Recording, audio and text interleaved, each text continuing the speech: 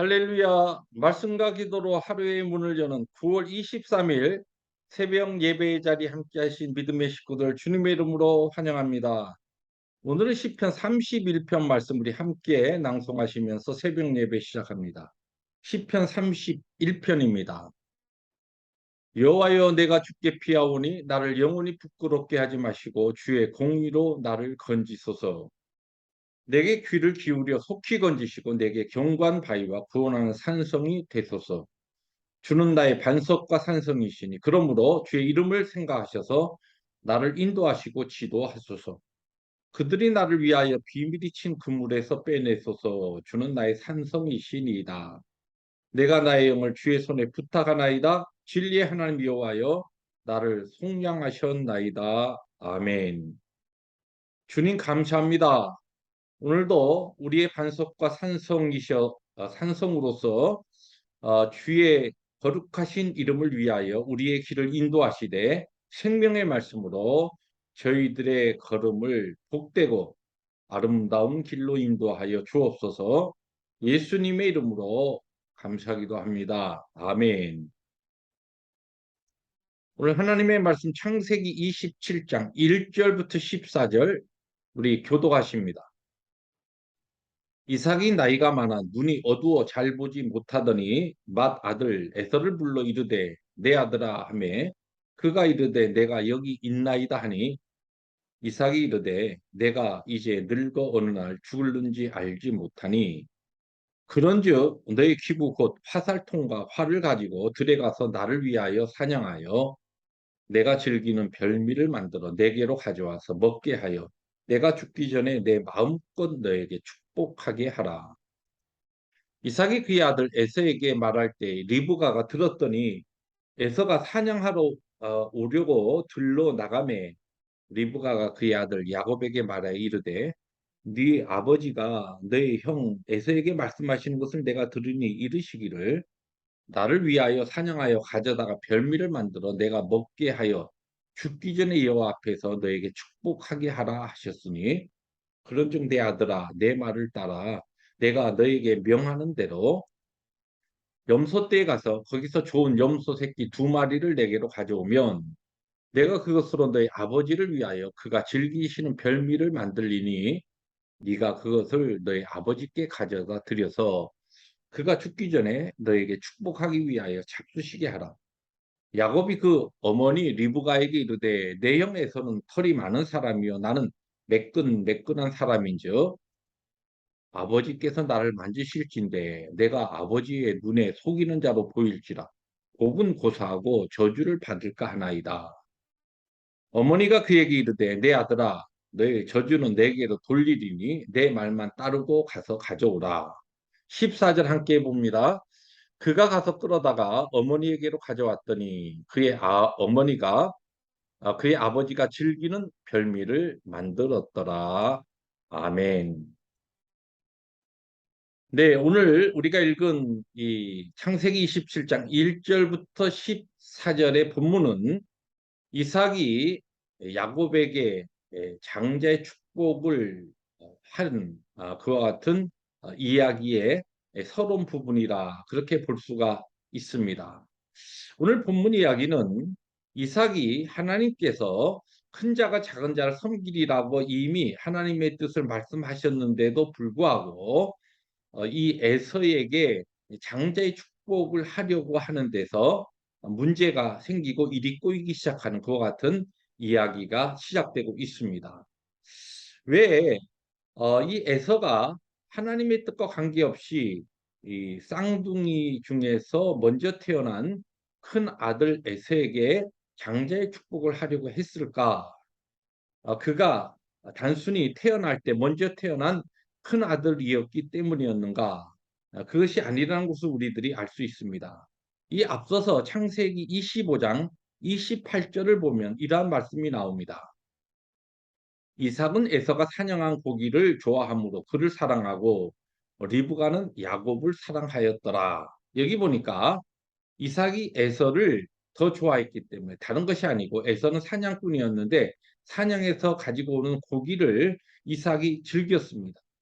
그래서 그가 에서를 더 좋아했기 때문에 하나님의 뜻과 관계없이 자기가 좋아하는 큰아들 에서에게 장제 축복을 하려고 했던 것입니다.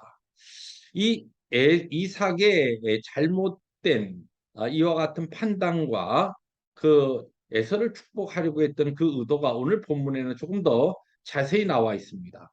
2절부터 3절을 제가 다시 읽어드리면 이삭이 이르되 내가 이제 늙어 어느 날 죽을는지 알지 못하니 그런즉 너의 기구 곧 화살통과 활을 가지고 들에 가서 나를 위하여 사냥하여 내가 즐기는 별미를 만들어 내게로 가져와서 먹게 하여 내가 죽기 전에 내 마음껏 너에게 축복하게 하라.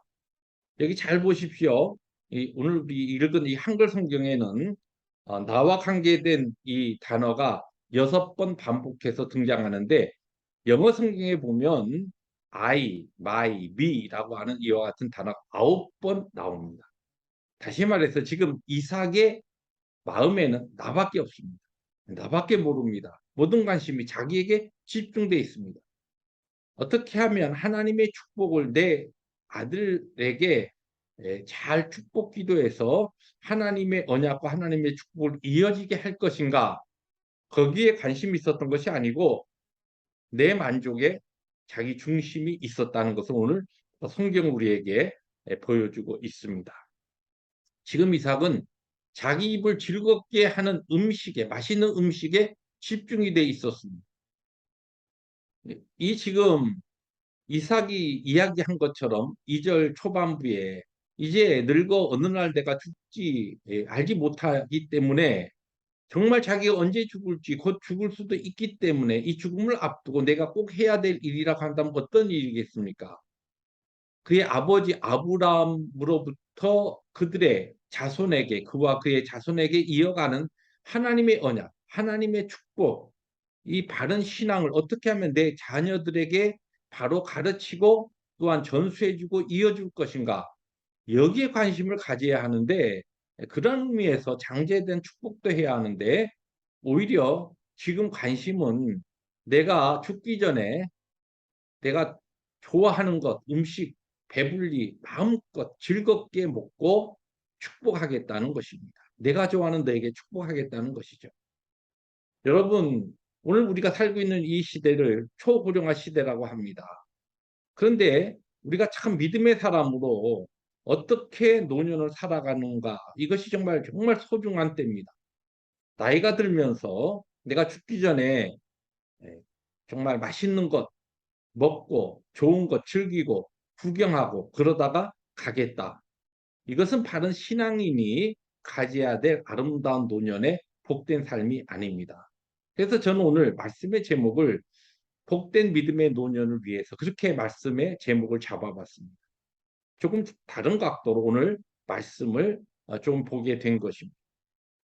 정말 우리들이 이 마지막 이 초고령 시대에 고령화 시대를 살아가는 우리들이 여러분과 제가 벌써 이제 60을 넘어서 많은 분들이 이 말씀을 함께 나누는 분들이 물론 젊은 분도 계십니다만은 우리의 마지막 이 노년을 어떻게 보내야 될 것인가 여기에 신앙적인 고민이 있어야 한다는 것입니다.